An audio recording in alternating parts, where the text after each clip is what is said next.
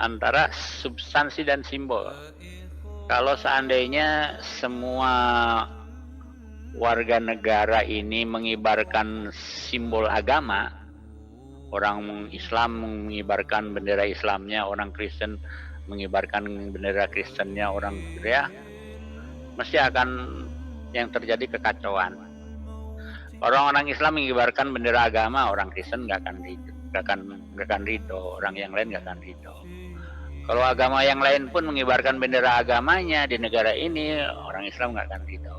Ya dah, yang terjadi juga akhirnya pertengkaran ya terus menerus.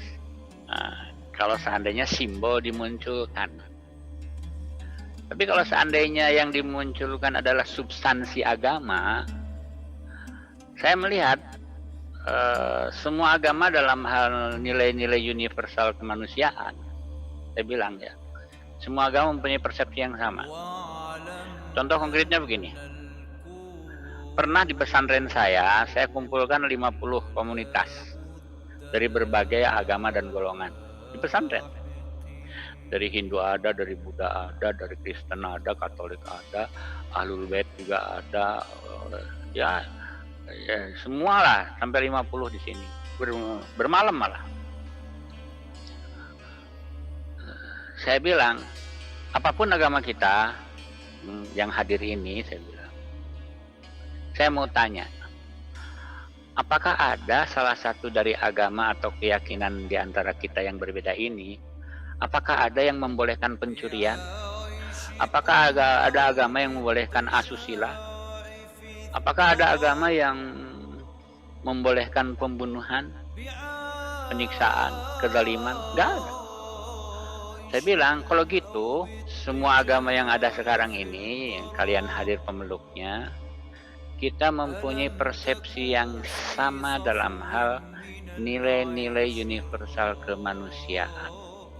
Makanya, kalau kita lihat, kalau ada manusia, apapun pemeluk agamanya ya, dia melakukan aktivitas yang menjunjung tinggi moralitas, menjunjung tinggi nilai-nilai kemanusiaan, pasti agamanya menyuruh, mesti bisa mewajibkan, bisa menyuruh, atau bisa menghimbau, menganjurkan, itu mesti. Dan semua agama mengharamkan, tidak bolehkan aktivitas yang bisa merugikan orang lain, itu mesti. Contoh konkretnya begini, saya selaku salah satu warga negara Indonesia yang beragama Islam, saya berkepentingan orang-orang yang pemeluk agama lain, baik dari Hindu, Buddha, baik Kristen, mereka memegang teguh ajaran agamanya. Jadilah orang yang soleh. Kalau Anda menjadi orang, saya kenal seorang Kristen, saya berharap dia berpegang teguh nilai ajarannya. Kenapa? Karena ketika seseorang berpegang teguh pada nilai ajarannya, dia kelakuannya akan baik, tidak akan merugikan yang lain, karena semua agama menyuruh yang baik. Dan agar pemeluk agama ini memeluk agama dengan baik, itu adalah petugas pemuka agamanya masing-masing. Para ulama mempunyai tugas bagaimana umat Islam memegang teguh ajaran agamanya sehingga perilaku mereka baik terhadap diri mereka maupun terhadap yang lain. Begitu juga orang-orang Kristen, orang-orang Katolik, orang-orang Hindu.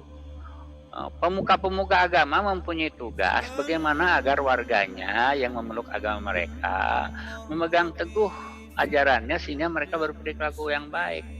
Pemuka-pemuka agama Kristen kalau mengadakan kegiatan dalam rangka menyolehkan warganya, saya sebagai umat Islam, saya sebagai warga negara yang Muslim, saya akan mendukung pemuka-pemuka agamanya, agama manapun yang melakukan program penyolehan warganya masing-masing.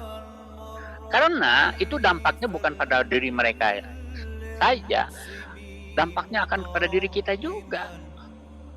Nggak akan ada nanti yang berbuat kriminal dari agama, dari pihak oknum agama manapun, pemeluk agama manapun, nggak akan ada. Orang-orang Kristen berkepentingan orang-orang Islam soleh memegang teguh ajaran agamanya.